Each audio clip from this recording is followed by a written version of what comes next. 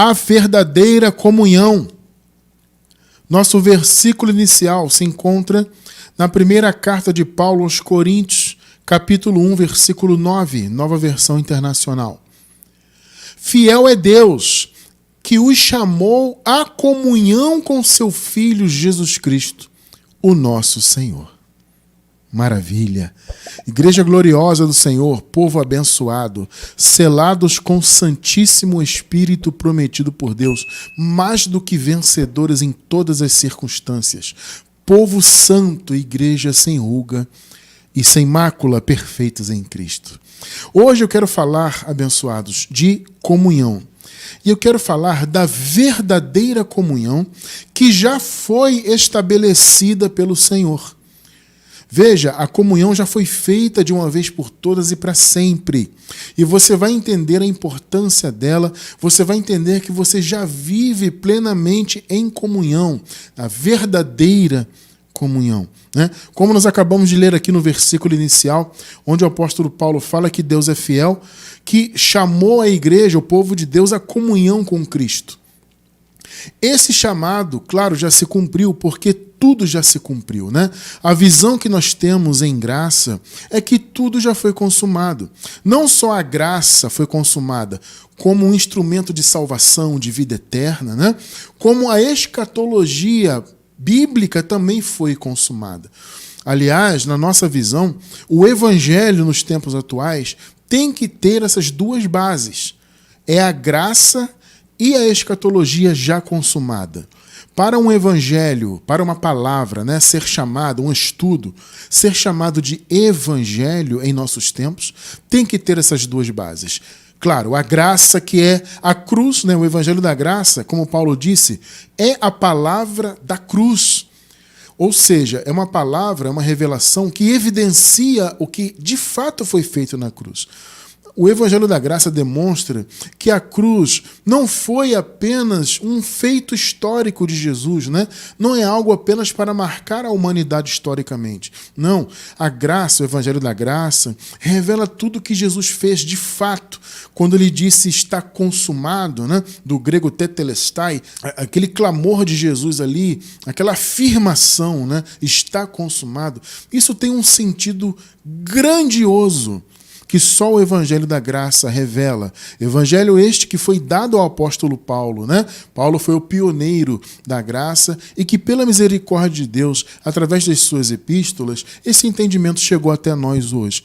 E a gente vai estudando e crescendo, né, nesse conhecimento, e o Senhor Deus vai nos permitindo alcançar grandes revelações, e uma delas é a revelação da comunhão, a verdadeira comunhão. Então nós vimos aqui Paulo escrevendo aos Coríntios, falando da comunhão com Jesus. Então, essa comunhão, ela já foi feita. Essa unidade já existe. Então, você não tem que esperar ter comunhão. Como muitas pessoas pensam, né? Que para estar em Cristo eu tenho que buscar o Espírito Santo. Quantas pessoas estão hoje, amados, buscando a presença do Espírito Santo? Que é o próprio Jesus, né? O Espírito Santo ele não é uma terceira pessoa de uma suposta trindade. Não, o Espírito Santo é Cristo. É a manifestação de Cristo em nós. Né? É a manifestação do Espírito de Cristo fora do corpo de Cristo. Entende? Então, essa manifestação se manifesta em nós também. Aí você começa a perceber a questão da comunhão. Então já vai aqui, como o pessoal costuma dizer aí em relação aos filmes, né? Já vai um spoiler aí do assunto, ou seja, um adiantamento do assunto, né? Que a comunhão com Cristo foi estabelecida porque o seu Espírito habita em nós. Percebeu, né? Claro que vamos desenvolver esse raciocínio um pouco mais, tá? Então veja, o conceito de comunhão que nós encontramos na Bíblia é a palavra grega koinonia. Essa palavra, ela aponta para o seguinte: companheirismo, ela pode ser traduzida por isso, pode trazer esse entendimento, né? Companheirismo, participação, comunicação, ter as coisas em comum. Comunhão é tudo isso. O compartilhar as coisas uns com os outros, tudo isso é o sentido de comunhão. No caso, esse conceito de comunhão, ele estava muito presente na igreja primitiva, né, porque havia todo aquele conceito de igreja local. Aliás, é bom, né, nós explicarmos isto. Existem, basicamente, na Bíblia, dois conceitos de igreja. Né? É a igreja no sentido universal, ou seja, o sentido geral de igreja. É a igreja como um todo, é todo o corpo de Cristo, a esposa de Cristo, percebe? É a igreja. E existe o conceito de igreja local, a reunião daquelas pessoas que se reuniam nas casas uns dos outros, ali na igreja primitiva, né? Nós vemos ali a igreja que se reúne em Éfeso, a igreja de Roma, né? Então, os romanos, os efésios, os gálatas e por aí vai. Né? Então, havia aquele conceito das igrejas locais e a igreja como um todo, que é o principal conceito, aliás. Né? O principal conceito bíblico de igreja é a junção de todos os filhos de Deus de todos os tempos. Entende? Todos aqueles que foram eleitos por Deus desde antes da fundação do mundo. Né? O trigo, a boa semente, entende? A junção de todo esse povo, eleito antes da criação do mundo, é o conceito geral de igreja. E como eu disse, repito, havia ali na igreja primitiva o conceito de igreja local. Em nossos tempos, abençoados, curiosamente, eu acredito que existe então um terceiro conceito de igreja. Por quê? Claro, na época bíblica não havia a tecnologia que há hoje. Então, hoje, as pessoas se reúnem virtualmente. Veja, é um conceito novo, claro, né? Principalmente novo em relação aos tempos bíblicos. Né? Então, vocês podem notar que as pessoas, por exemplo, hoje, elas trabalham juntas, porém, pela internet, muitas vezes. As pessoas fazem reuniões de trabalho pela internet. As pessoas estudam pela internet. Um dos cursos que minha esposa fez, por exemplo, a pós-graduação, foi feita pela internet. Entende? Então, o que acontece?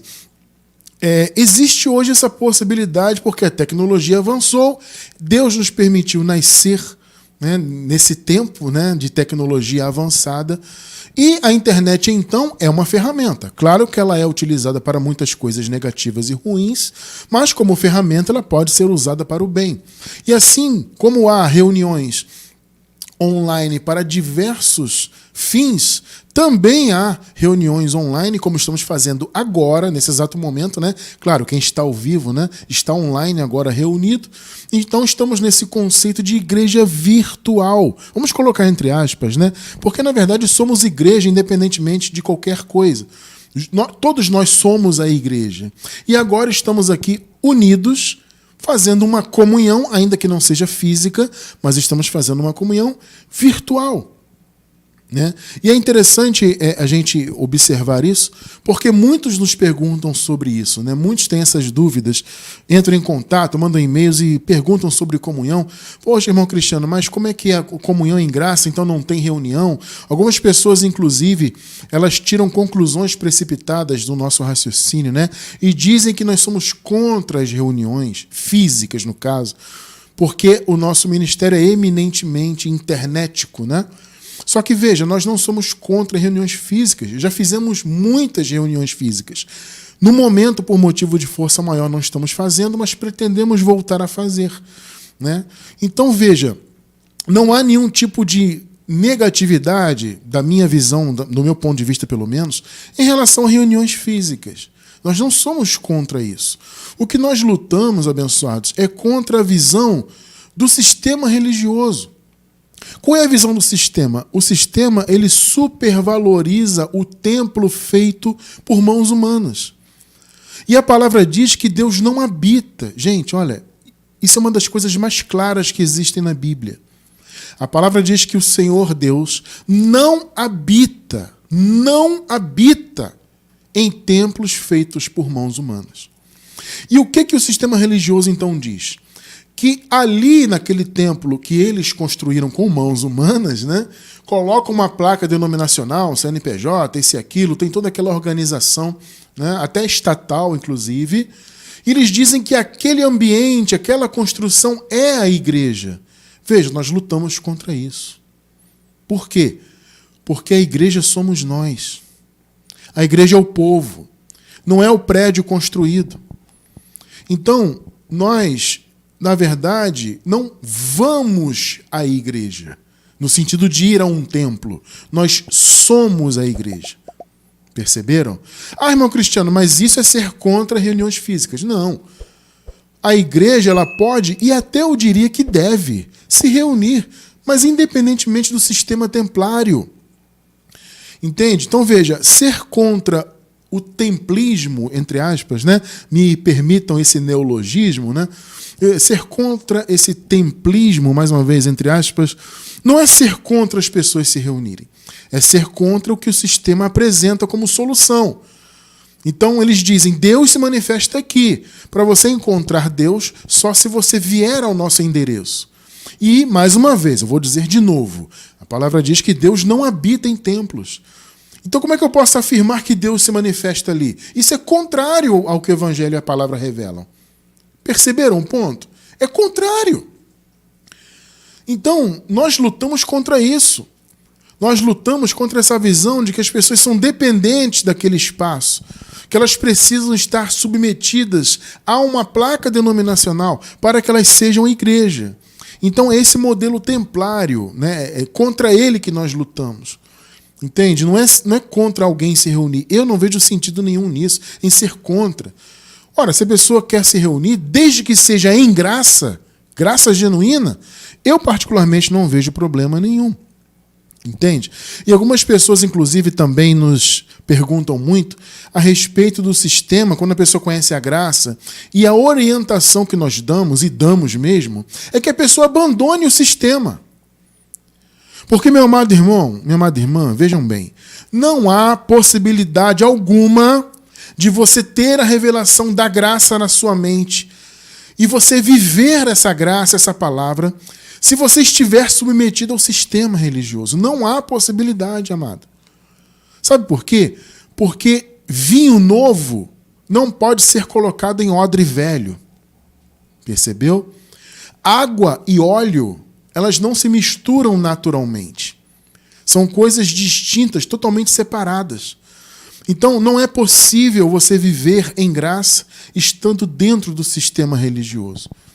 Então, por isso que eu sempre digo, quando alguém me pergunta, irmão Cristiano, eu estou recebendo a graça, mas eu sou aqui da igreja tal, eu sou aqui da denominação tal, e eu já não estou me sentindo bem aqui porque eu sei que tudo que prega ali é errado, é mentira, é engano, e hoje eu conheço a graça. Amados, que conselho vocês querem que eu dê? É claro que eu vou dar o conselho da pessoa romper com o sistema, porque ela nunca vai se desenvolver em graça se ela estiver submetida ali. Porque ela vai ouvir a palavra em graça e ela já teve a convicção aberta, né, no seu coração, ou seja, o seu coração já foi aberto pelo Espírito para a graça, então ela vai estar ali no sistema só rebatendo. Isso, amados, foi experiência própria minha. E eu, mesmo conhecendo a graça, claro, não como eu conheço hoje, porque o conhecimento, graças a Deus, ele cresce, né? Mas na época, já muitos anos atrás, antes de termos ministério, eu insisti em pertencer a sistemas religiosos, porque eu queria, na minha inocência, eu achava que isso era possível, né? Pregar o que eu sabia da graça na época ali dentro. É claro que eu via essa possibilidade porque eu sempre exercia algum tipo de liderança, né? Então eu sempre estava ali à frente, por exemplo, de grupos de jovens, de adolescentes, etc., né? E eu achava que eu conseguiria influenciar toda a igreja com a visão da graça. Mas, gente, veja, isso não é possível porque eu não era o líder daquela igreja. E é claro que a liderança rebatia. E eu, teimosamente, porque o jovem, ele é assim, né? Eu era um jovem, assim, impetuoso nessa área, né? Sabe, eu sempre participei de debates, hoje não mais, porque eu amadureci, né? Mas na época do início da graça na minha vida, eu queria debater, eu discutia, não, porque é assim, porque é assado, e às vezes queria impor, inclusive, a graça. E não é assim que funciona, amados. A graça, ela é recebida por revelação. Não é debate, não é briga, veja, não adianta. Inclusive, eu quero aproveitar, abrir um parêntese e falar para você que está começando em graça, você que está empolgado, veja, isso é normal, é natural que seja assim.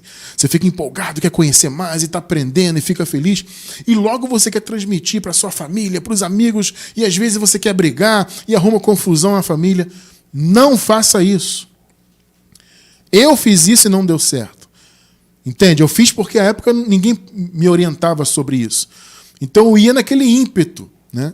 Só que, como eu disse, com a maturidade, com o crescimento, é evidente que isso arrefece, né? E você entende que não é assim que funciona, não é por força nem por violência, aquela coisa toda, né?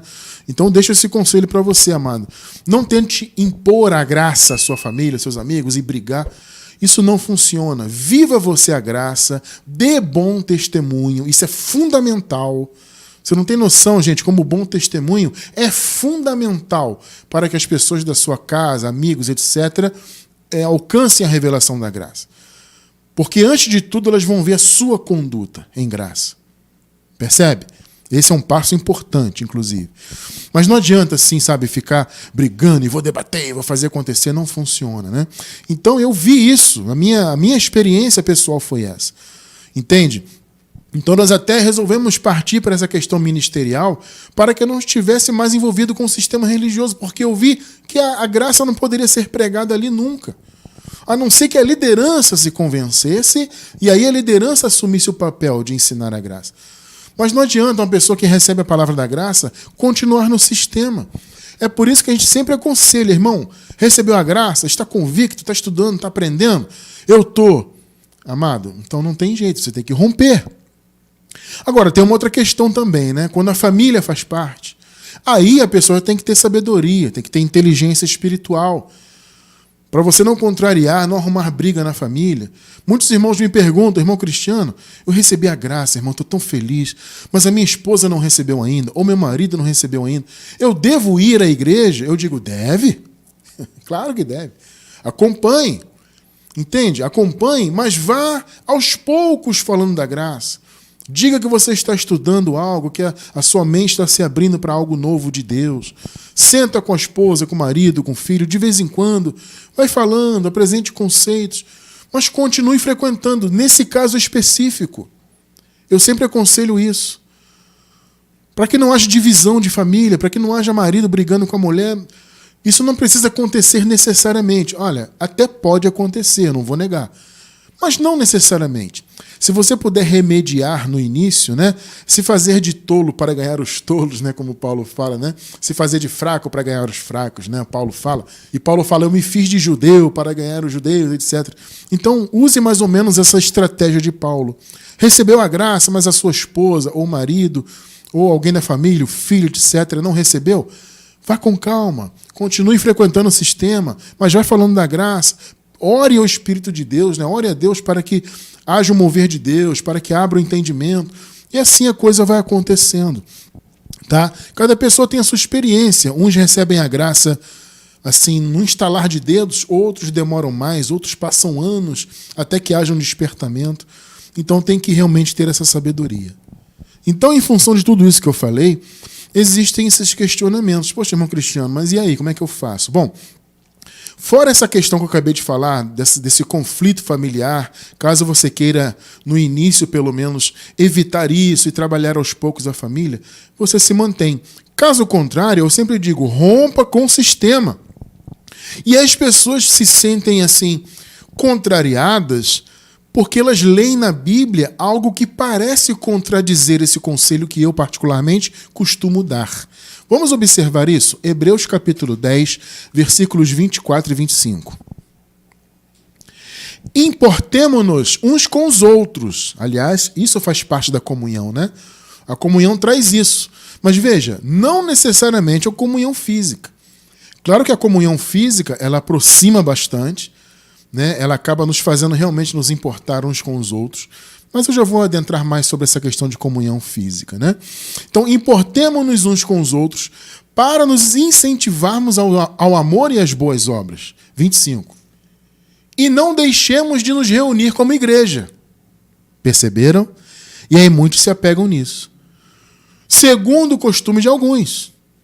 Mas procuremos encorajar uns aos outros, sobretudo agora que vocês veem aproximar-se o dia. Aqui é o dia da vinda do Senhor, né? Que realmente naquela época estava muito próximo, né? Ô, irmão Cristiano, como assim? Na época da igreja primitiva, o dia do Senhor, a vinda de Cristo, a vinda do reino de Deus estava próximo? Sim, estava, né? Muitos pensam que a vinda do reino será em nossos tempos ou até em um futuro distante em relação aos nossos tempos. Não. A vinda do reino, a manifestação de Cristo, a segunda vinda, se consumou no ano 70 depois de Cristo.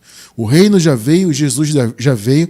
Por isso eu falei no início que nós defendemos, além da graça, a visão da escatologia consumada. A palavra escatologia, entre outros significados, ela diz respeito ao estudo dos últimos tempos. E nós defendemos, então, a escatologia consumada. Não vou me aprofundar nisso hoje, que não é o assunto, mas quem quiser, na descrição do vídeo, pela gravação, tá? Você que está assistindo no YouTube pela gravação, na descrição do vídeo você vai encontrar o link, 2 links, aliás, o Minuto Escatológico e o link da escatologia consumada. Eu te convido a apreciar esses 2 links, todos os estudos que estão ali, para você entender muito bem sobre esse assunto, tá? Porque o evangelho, amados, em nossos tempos é isso, eu vou repetir, é a junção dos 2 raciocínios. A palavra da cruz, o evangelho da graça, né, com o raciocínio da escatologia consumada, tá bom? Então veja, como nós acabamos de ler, eles estavam vendo que se aproximava o dia, eles sabiam que seria muito próximo, gente, eles só não sabiam quando seria. Mas a igreja primitiva toda sabia que estava muito próximo, né?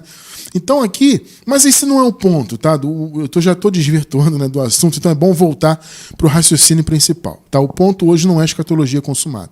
Então, o fato é que vocês viram aqui, não deixemos de nos reunir como igreja. Muitos se apegam nisso. Ué, Cristiano, como é que você pode dar conselho para as pessoas abandonarem suas congregações se a Bíblia diz o contrário? Gente, vamos lá. Vamos raciocinar com calma. Quando eu dou um conselho para alguém romper com o sistema, a pessoa já não aguenta mais, porque ela recebeu a revelação da graça e ela está ali no sistema, por que eu dou esse conselho? Apesar de a Bíblia parecer contradizer o que eu estou aconselhando. Porque ali na congregação da lei, a pessoa não está ouvindo o evangelho.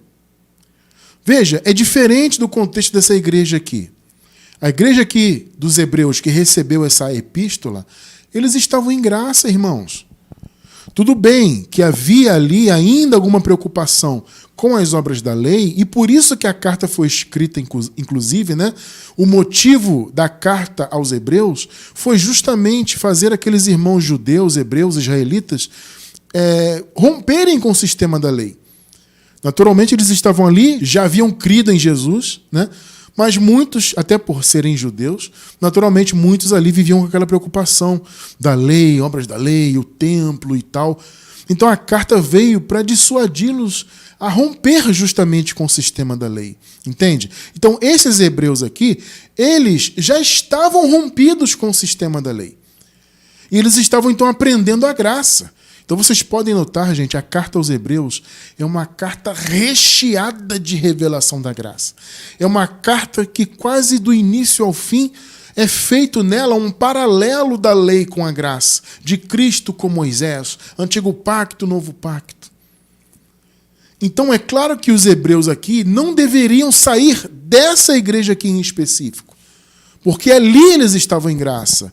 Se não estavam totalmente, estavam aprendendo já a graça. E a epístola é uma prova disso. Entende? Então é diferente. O conselho que é dado aqui aos hebreus no capítulo 10, né, é diferente do conselho que eu dou hoje.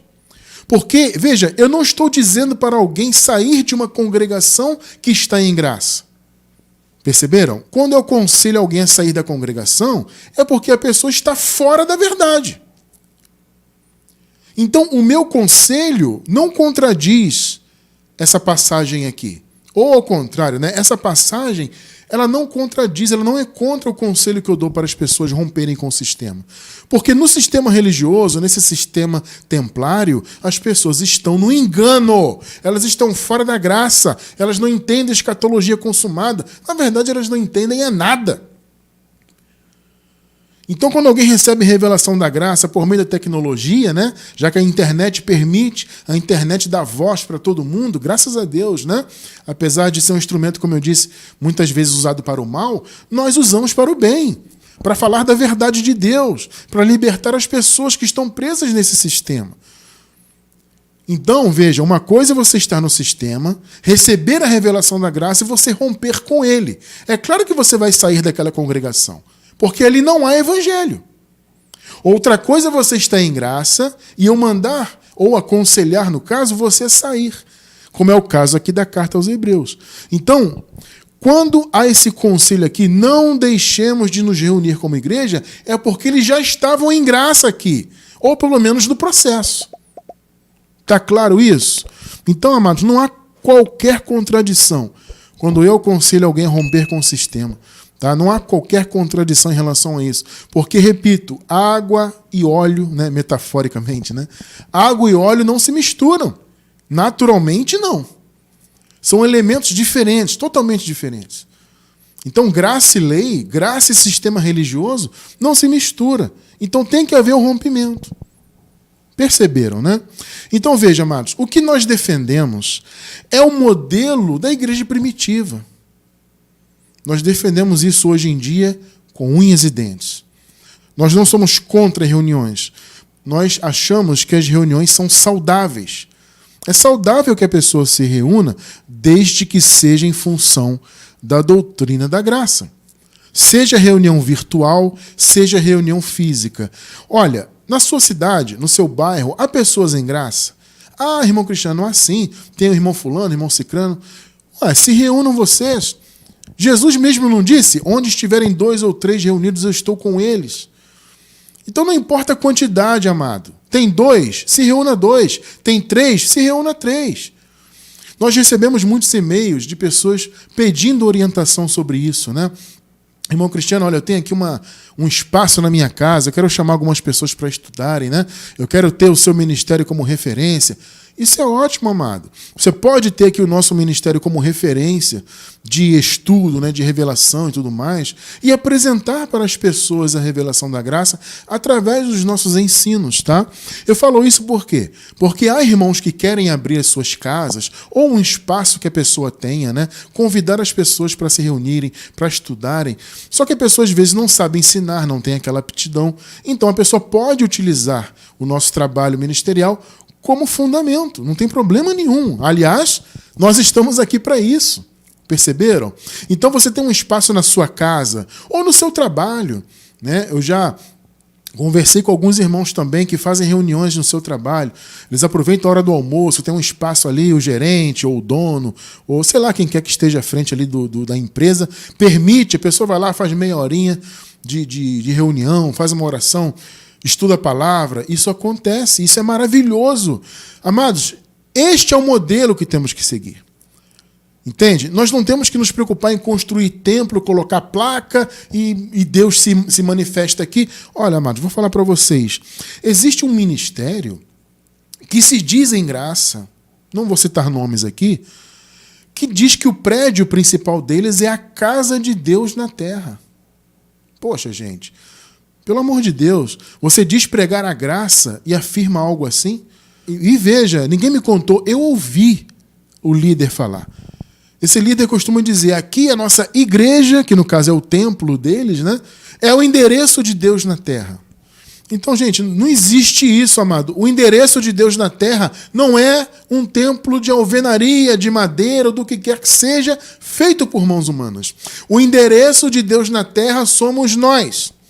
Veja, repito, apesar desse entendimento que nós temos, nós não somos contra as reuniões. Eu acho que é saudável, sim, mas desde que seja em graça e desde que não seja no modelo do sistema. Reúna-se na sua casa, no seu trabalho, na sua escola, na vizinhança, na praça. Ah, tem uma praça ali que tem uma cobertura ali. Se reúne ali com os irmãos, estudem a graça. Nós incentivamos muito isso. Então, amados, não somos contra reuniões. Somos contra o modelo templário do sistema, onde eles dizem que Deus se manifesta ali.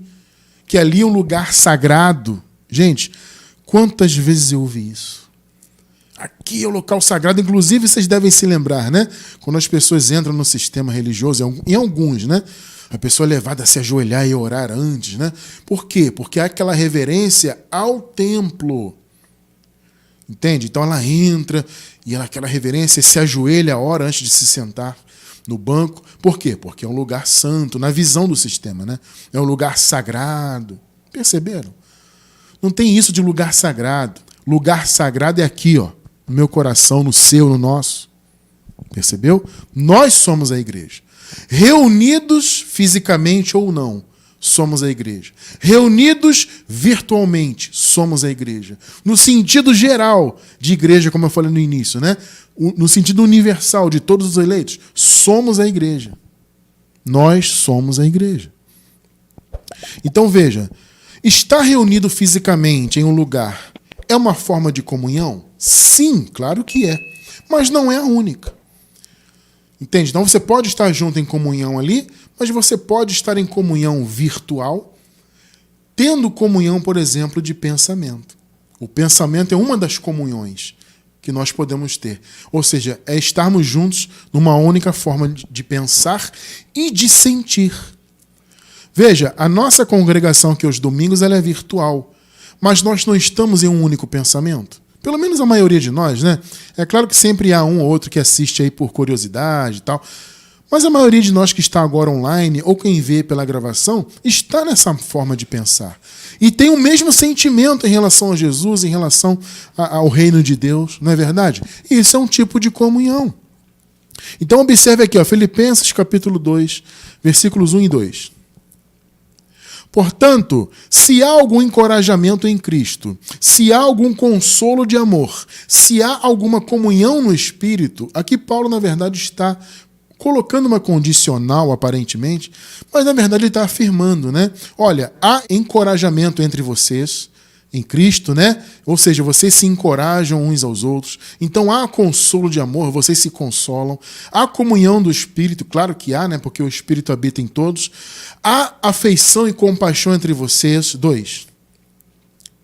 Aí Paulo fala: completem a minha alegria, tendo o mesmo modo de pensar, o mesmo amor, um só Espírito e uma só mente.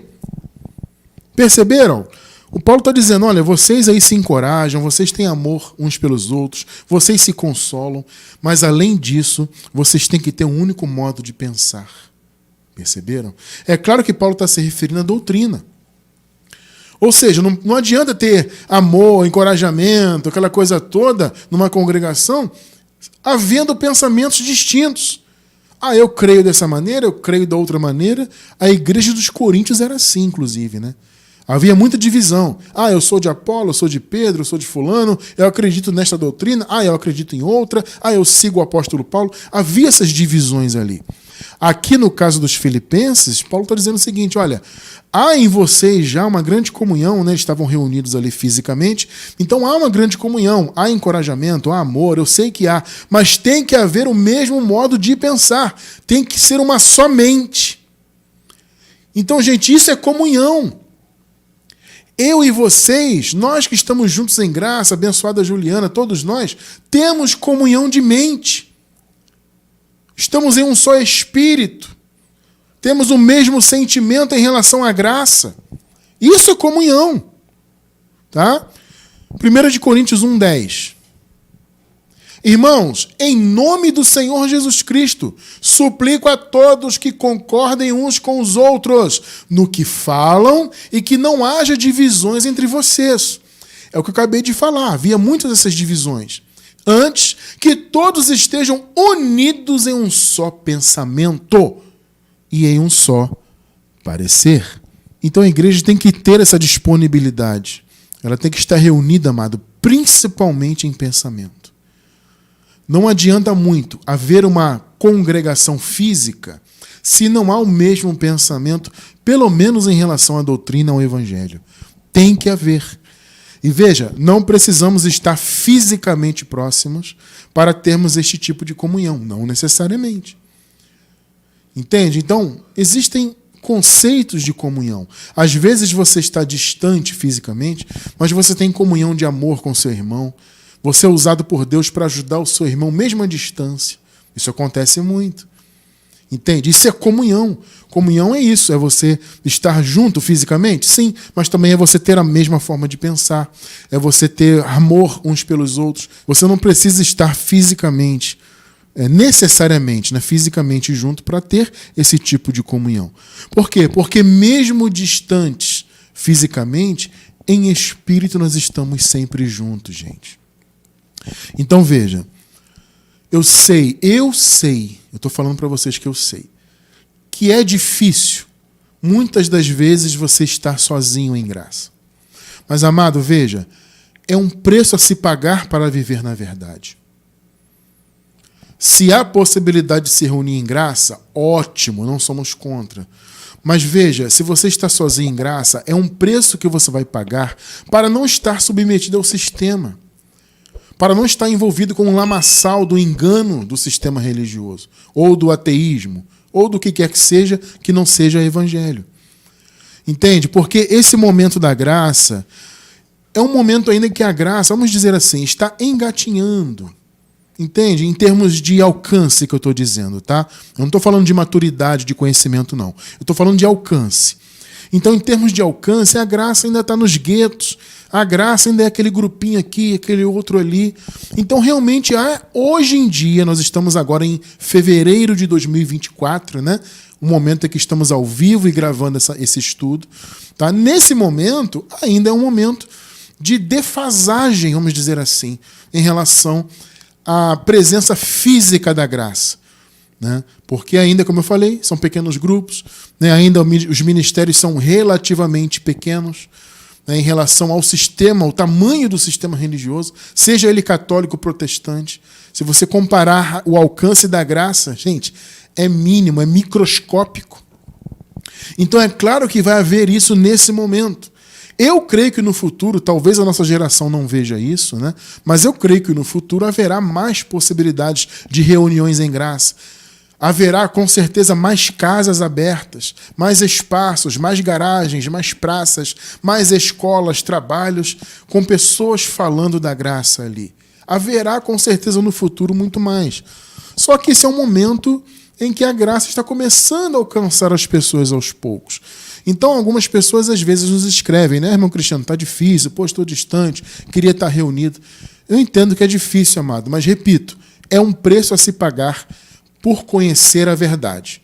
Então, muitas das vezes você está sozinho no seu bairro, até na sua cidade, mas louve a Deus por isso, meu amado irmão, minha amada irmã, porque Deus te permitiu ser o primeiro no seu bairro.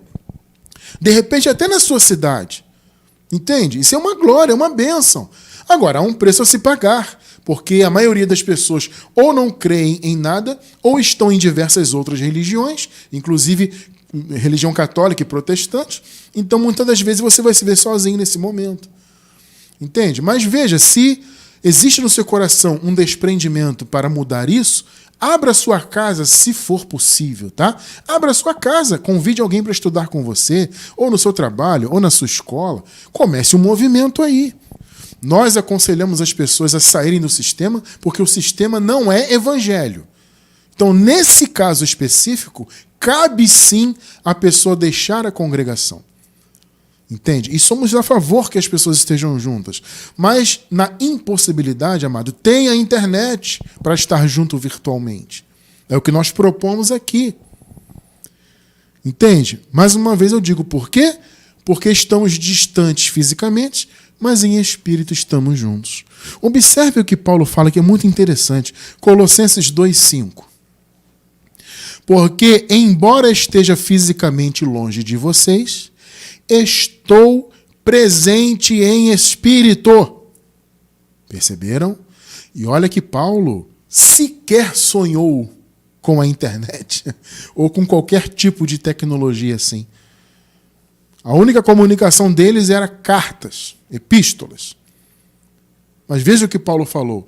Olha, eu estou distante, eu estou mandando uma carta, mas em espírito eu estou aí com vocês. Amados, é esse conceito que nós vivemos aqui. Porque, embora esteja fisicamente longe de vocês, estou presente em espírito. E me alegro em ver como estão vivendo em ordem e como está firme a fé que vocês têm em Cristo. Que coisa linda, né? Amados, em espírito estamos juntos. Você recebe essa palavra? Estamos juntos para sempre. Tá? Então, eu fiz questão de afirmar tudo isso Para responder a essas muitas questões que recebemos sobre isso, não somos contra a reunião física, né? Se houver a possibilidade, desde que seja uma reunião verdadeiramente em graça, nós apoiamos e incentivamos. Mas, independentemente disso, nós é que somos a igreja e já temos a verdadeira, a principal comunhão. Vamos ver que comunhão é essa? Primeiro vamos ver Jesus orando a respeito dessa comunhão. É uma oração profética, mais uma, né? Jesus, ele orou, por exemplo, profeticamente a oração do Pai Nosso. Ele ensinou, né, essa oração do Pai Nosso, que era uma oração profética e que já se cumpriu totalmente. Essa oração que Jesus fez também já. Vamos ver profeticamente aqui?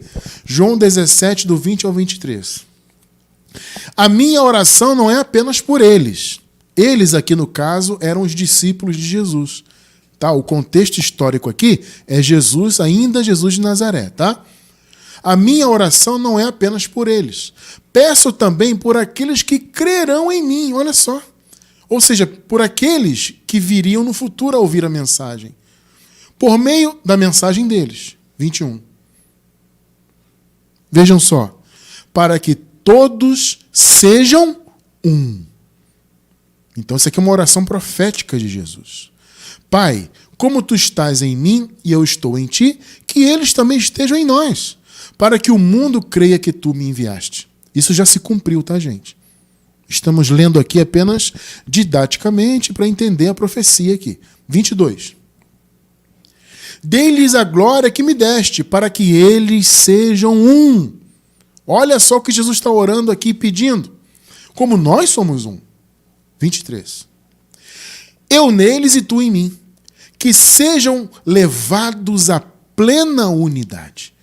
Amados, os filhos de Deus foram levados à plena unidade por meio de Jesus, da sua morte e ressurreição. Que coisa linda, né? Então, viu a oração de Jesus? Eu neles e tu em mim, que sejam levados à plena unidade, para que o mundo saiba que tu me enviaste e os amaste, assim como amaste a mim. Olha a oração de Jesus, amados. Isso se cumpriu na cruz. Perceberam? Na cruz, todos fomos unidos. Essa é a verdadeira comunhão, a verdadeira união espiritual em Cristo. Efésios 1, do 3 ao 10. Bendito seja o Deus e Pai de nosso Senhor Jesus Cristo, que nos abençoou, veja bem, já abençoou, com todas as bênçãos espirituais nas regiões celestes em Cristo. Que coisa linda, né? 4. Porque Deus nos escolheu nele antes da criação do mundo. Perceba, você foi chamado a ser igreja e a ter comunhão com Cristo e com a igreja toda, né? Desde antes da fundação do mundo. Isso foi preordenado por Deus, meu irmão. Ele nos predestinou, nos elegeu para isso. Porque Deus nos escolheu nele antes da criação do mundo para sermos santos e sem culpa diante dele. 5. Em amor nos predestinou para sermos adotados como filhos por meio de Jesus Cristo, conforme o bom propósito da sua vontade. Veja, quer entender a predestinação? Irmão Cristiano, estou começando agora em graça, eu não entendo muito bem desse assunto. Vou deixar na descrição do vídeo 2 links, tá? Na gravação pelo YouTube. É uma trilogia, o primeiro link, sobre eleição e predestinação. São 3 estudos seguidos sobre o assunto. Essa trilogia vai te dar uma boa base sobre o assunto. E aí, se você quiser se aprofundar mais, vou deixar um segundo link dos estudos completos de eleição e predestinação, tá? Vai estar na descrição do vídeo no YouTube. Versículo 6. Para o louvor da sua gloriosa graça, a qual nos deu graciosamente, no caso no grego é gratuitamente, por meio do amado. Que coisa linda, né? Você foi eleito para ser filho e, olha só, e para ser louvor da graça do Senhor. Graça esta que nós recebemos é gratuitamente, graciosamente, por meio do amado, que é Jesus. 7. Nele temos a redenção por meio de seu sangue, o perdão das transgressões, dos pecados, né? De acordo com as riquezas da sua graça. 8. A qual ele derramou sobre nós com toda a sabedoria e todo entendimento. Que maravilha. 9. ele nos fez conhecer o mistério da sua vontade, de acordo com o bom propósito que ele estabeleceu em Cristo. Olha só, que propósito é esse que ele começou lá antes da fundação do mundo? Olha só que propósito foi esse. Versículo 10. Isto é, de fazer convergir em Cristo todas as coisas. O que é convergir? Convergir é estar junto, é estar reunido. Então, olha o propósito de Deus. Convergir em Cristo todas as coisas. Entende? Judeus, não judeus, ou seja, os chamados gentios, né? Tudo isso foi unido. Toda a criação, os eleitos de Deus, foram unidos para sempre. Foram convergidos, ou seja, reunidos em Cristo. Esta é a verdadeira comunhão, que já foi estabelecida. Então o Senhor começou o seu propósito. Antes da fundação do mundo, ele elegeu os seus filhos, como acabamos de ler, e predestinou os seus eleitos. E qual era o propósito dele? Tanto para judeus quanto para gentios. Antes, eles achavam que era apenas para os judeus, né? Mas, na verdade, não há para Deus essa divisão, né? Porque essa é uma divisão carnal e Deus não nos conhece segundo a carne. Então, qual era o propósito dele? Fazer convergir em Cristo todas as coisas, nos céus e na terra, na administração da plenitude dos tempos. Gente, a plenitude dos tempos foi na cruz. Por isso que eu afirmo, tudo foi feito lá na cruz em relação a essa união. Ô, irmão Cristiano, mas a plenitude dos tempos não foi a vinda de Cristo? No ano 70, segunda vinda, a vinda do reino? Não, ali foi o fim dos tempos. A plenitude foi a manifestação de Jesus em carne, né? Quando Jesus nasceu em carne nesse mundo, ali começou a plenitude dos tempos e chegou ao máximo na cruz, onde tudo foi consumado, tudo em relação à questão da redenção, né? Em relação ao cumprimento da lei, etc. Tá? E no ano 70, então, se concluiu toda a obra de Deus. E a vida eterna se manifestou, e o reino veio, e o juízo veio, e tudo foi consumado. Então, na plenitude dos tempos, todos os filhos de Deus foram reunidos em Cristo. Perceberam que essa é a verdadeira comunhão? Então, amado irmão, amada irmã, independentemente de você estar reunido fisicamente ou não, você está em comunhão. Você não precisa comer e beber, como alguns dizem, né? Que fazem essa cerimônia de comer e beber, que eles chamam de ceia do Senhor, mas não é ceia do Senhor, não é Santa Ceia, não existe isso. Sabe, essa cerimônia que eles fazem de pegar um pedacinho de pão, um pouquinho de suco ou de vinho e beber, isso nem existe na Bíblia. O que existiu na Bíblia foi a última Páscoa que Jesus fez e que os coríntios, por exemplo, imitavam, né? Os coríntios faziam aquela festa de comer e beber, onde inclusive havia muita carnalidade ali, né? Então os coríntios faziam aquela festa, muitos ficavam até bêbados, havia ali toda aquela carnalidade, e no meio daquilo ali eles se lembravam da última Páscoa, que eles nem deveriam fazer. Mas essa coisa, vamos pegar aqui um pedacinho de pão, pão da padaria ali, né, e um pouquinho de suco e bebe, eu estou em comunhão com Deus. Essa cerimônia sequer existe na Bíblia. Não tem isso aí na Bíblia. Comer um pedacinho de pão, beber um pouquinho de suco. Não, Jesus não fez isso. Ele fez a Páscoa, e na Páscoa, simbolizando a sua morte, ele partiu o pão, que era o pão da Páscoa ali. E ele bebeu o vinho junto com os seus discípulos na última Páscoa, simbolizando o seu sangue que seria derramado. Perceberam? Bom, claro que não dá para eu me aprofundar muito, mas nós temos em nosso canal estudo sobre Santa Ceia, tá? E também nosso livro Respostas em Graça, que vocês podem ler gratuitamente, tá? A versão digital do livro pode ser lida gratuitamente, também tem uma boa explicação sobre essa questão de ceia ali, tá? Ou você assiste ao vídeo, ou então leia o livro Respostas em Graça. Porque veja, repito, essa Santa Ceia que o pessoal faz aí não existe na Bíblia. Tá? Existiu a última Páscoa, onde Jesus simbolizou tudo o que ele faria ali na cruz, e existiu dentre os coríntios aquela distorção que havia ali. Né? Uma festa para comer e beber, onde muitos comiam muito e ficavam bêbados, outros sequer comiam, e naquele meio ali, de maneira totalmente equivocada, eles faziam a última Páscoa que Jesus fez, o que era um absurdo. Quer entender melhor? Leia o nosso livro Respostas em Graça ou assista ao nosso estudo que está em nosso canal no YouTube sobre esse assunto. Então veja, comunhão não é comer e beber na igreja. Entende? Comunhão não é necessariamente estar junto fisicamente. É também. Mas como vimos, existe comunhão de pensamento, comunhão de sentimento. E agora, em nossos tempos, devido à tecnologia, comunhão virtual. Tudo isso é comunhão, mas a verdadeira, a principal, foi estabelecida na cruz, meu irmão, minha irmã. Então você está em comunhão sempre com Deus e com a igreja. Entende? Nós estamos sempre em comunhão. Por quê? Porque estamos unidos a Cristo. A palavra diz, né? Aquele que se une ao Senhor é um espírito com Ele. O Espírito dele habita em nós, por isso temos comunhão com Deus sempre e também temos comunhão uns com os outros sempre, mesmo à distância, porque o mesmo Espírito que habita em mim, habita em você que mora em Portugal, em você que mora em África, em você que mora longe aqui da minha cidade. É o mesmo Espírito que nos une. Então a distância geográfica, a distância física, não tem significado algum para a verdadeira comunhão. Entende? Porque na cruz, todos nós fomos reunidos, fomos convergidos em Cristo.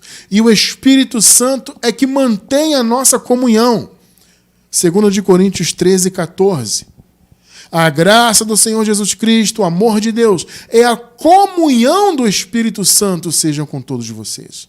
A comunhão é do Espírito Santo. A verdadeira comunhão foi estabelecida na cruz. Todos fomos convergidos, reunidos no Calvário. Percebe? Porque todos nós morremos ali. Do ponto de vista da carne que eu falo, né? Uma vez que a carne de Jesus morreu, ele matou a carne de todos os filhos de Deus de todos os tempos. Perceberam? Então todos foram reunidos no Senhor, convergidos nele. E a verdadeira comunhão é a presença do Espírito Santo em nós que nos torna um. Essa é a verdadeira comunhão. Perceberam? Eu quero encerrar com Gálatas, capítulo 3, versículo 28. Não há judeu nem grego. Perceberam? Para Deus não tem essa divisão. Não há escravo nem livre. Nem homem, nem mulher. Perceberam, gente? Deus não enxerga ninguém segundo a carne. Para Deus não há homem nem mulher. Não importa se o cara é judeu ou é grego, ou gentil, no caso. Esse conceito, inclusive, caiu por terra, né? E no caso, escravo e livre, que naquela época havia, né? Escravos ainda e pessoas livres. Infelizmente, havia, fazia parte do contexto histórico ali, né? Só que Deus enxergava todos iguais. Não há judeu, nem grego, nem escravo, nem livre, nem homem, nem mulher, pois todos são um em Cristo Jesus. Esta é a verdadeira comunhão. Perceberam? Que o próprio Senhor estabeleceu para nós. Nós estamos unidos em Cristo para sempre. Então estamos sempre, amados, em comunhão. Se estamos juntos fisicamente, ótimo, é maravilhoso. Claro, desde que estejamos em graça, né? É muito bom. Mas independentemente disso, nós já temos a verdadeira comunhão e todos nós estamos unidos pelo mesmo Espírito. Louvado seja o Criador de todas as coisas por essa bênção maravilhosa. Amém.